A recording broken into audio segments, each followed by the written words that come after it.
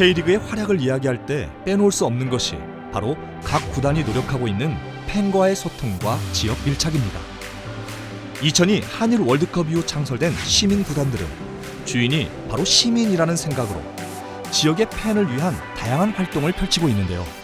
팬이 없으면 뭐 축구도 저는 의미 없다고 생각하고, 한 명의 그냥 관중이 들어왔다 생각하지 말고 그 관중이 오늘 경기 이후로도 또 주변에 야, K리그 정말 재밌어, 이 경기 보러 같이 가자 할 수 있게끔 좀 만들 수 있는 문화를 선수 스스로도 먼저 팬들에게 적극적으로 참여해가지고 또 나를 알릴 수 있고 구단을 알릴 수 있고, 그런 분들이 또 경기장에 찾아주시는 거니까. 각 구단과 연고 지역과의 밀착은 각 구단이 더 나아가서 K리그가 발전하기 위해서 꼭 이루어져야 할 필수 조건이라고 할 수 있습니다. 보여주기식 이벤트나 거창한 것이 아닌 단 한 명의 팬도 소중히 여기는 마음으로 작은 것 하나부터 팬들을 위해 다가간다면 분명 지역 내 팬들의 마음도 움직일 텐데요. 그 노력을 엿볼 수 있는 부분이 바로 지역 특색을 가미한 각 구단들의 엠블럼입니다. 이 엠블럼을 만든다는 거에 있어서 지역색, 어떤 지역의 문화 이런 것들이 가미돼서 사람들의 공감을 이끌어내는 것보다는 어떤 기업 혹은 개인의 어떤 취향과 많이 닿아 있었던 것 같아요. 하지만 90년대에 이제 탄생하는 팀들을 보면은 그런 고민들을 굉장히 많이 하는 것을 볼 수가 있는데, 대전 같은 경우에는 백제 금동향로를 모티브로 해서 굉장히 멋진 엠블럼을 만들었고요. 수원 같은 경우에도 지역의 어떤 문화재라고 할 수 있는 화성을 엠블럼 가운데다가 넣으면서 확실한 지역 연고색을 만들고 있다고 생각을 합니다. 사실은 팬들이 이 팀을 보러 오면서 단지 내가 그냥 나 오늘 축구 경기 한 경기 보러 갈 거야 라는 생각보다는 팀의 정체성, 이 팀의 특색에 대해서 조금 더 인식하는 그런 계기를 만들 수 있다고 생각을 하거든요.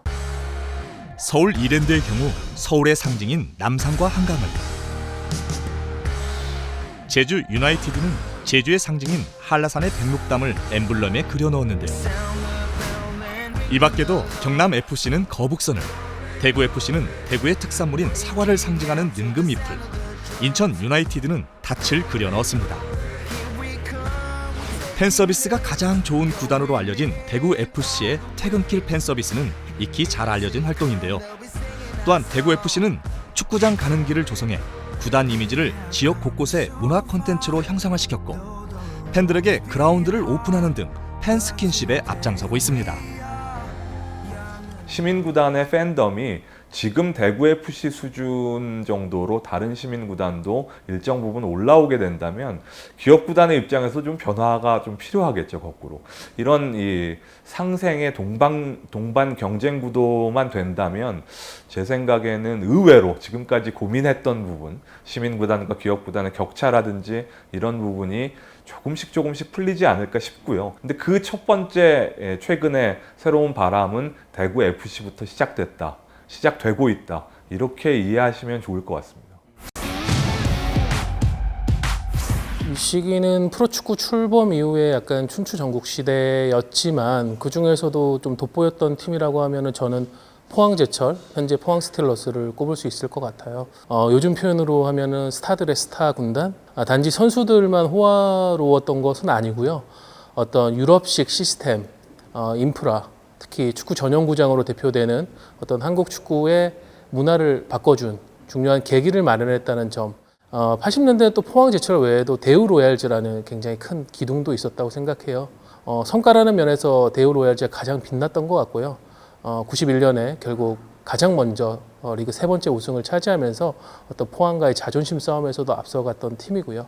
저는 이 두 팀이 그 시대에 남긴 발자취나 어떤 영광의 측면에서 가장 빛났던 팀이 아닌가 싶습니다. 조금 늦게 출발했지만 투자의 힘이 무엇인가를 보여준 수원 삼성 블루윙즈라고 생각을 합니다. 축구에 대한 개념이 굉장히 분명한 상태에서 출발한 팀이었고, 그러다 보니까 창단 첫 해부터 준우승이라는 굉장히 인상적인 성과를 냈었고, 3년 차인 98년에 첫 우승, 99년에는 리그 전관왕을 차지하면서 어쩌면 K리그 역사상 가장 강력했던 팀이 어디냐를 꼽을 때 항상 후보에 들어가는 팀이 99년의 수원 삼성이라고 생각을 하고요.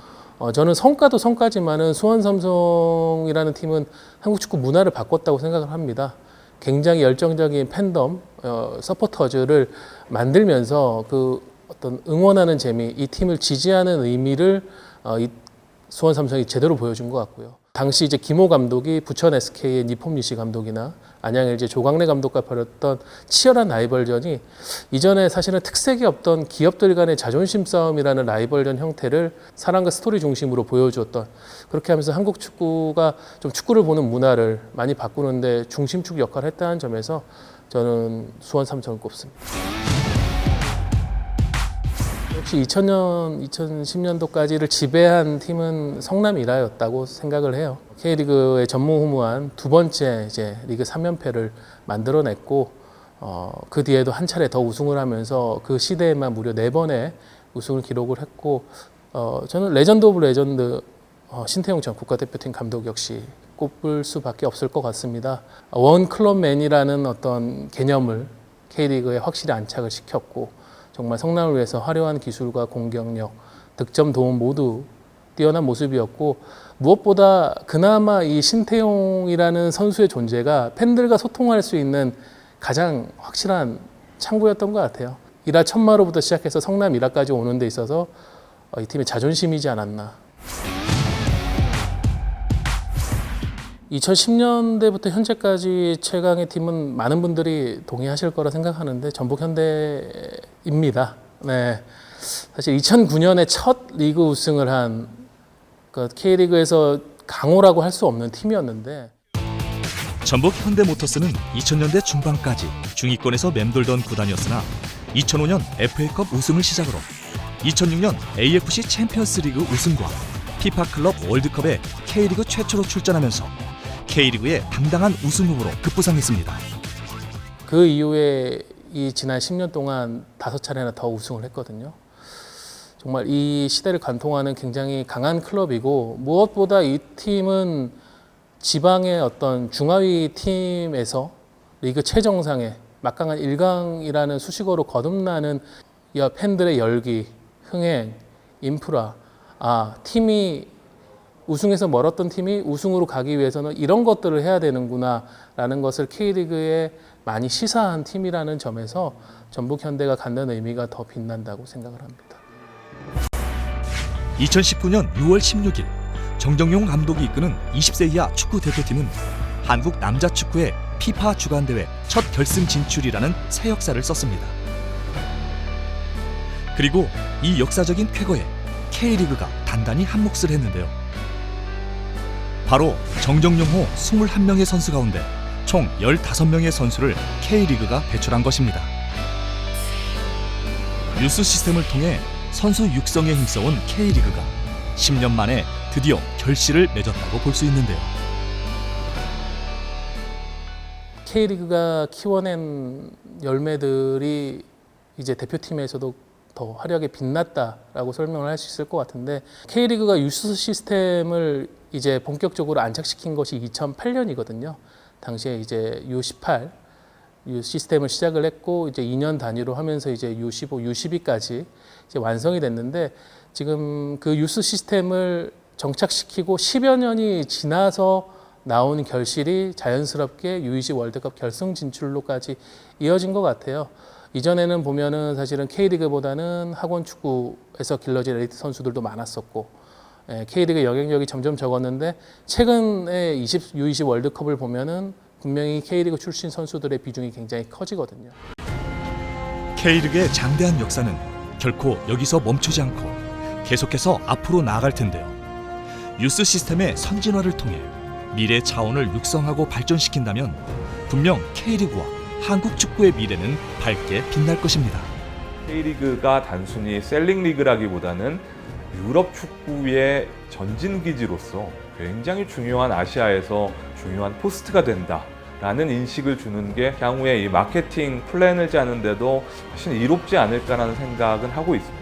경기력 수준에 걸맞는 우리가 좋은 큰 규모의 중계권료도 분명히 발생을 해야 될 거고, 각 구단들도 늘어나고 있는 팬덤 규모에 어울리는 어떤 수익을 또 얻어내야 될 것이고, 그런 상업적 규모, 자생력에 대한 고민들을 좀 K리그가 많이 한다고 하면은 그 지속 가능하고 점진적으로 발전하는 속도들이 더 빨라지지 않을까.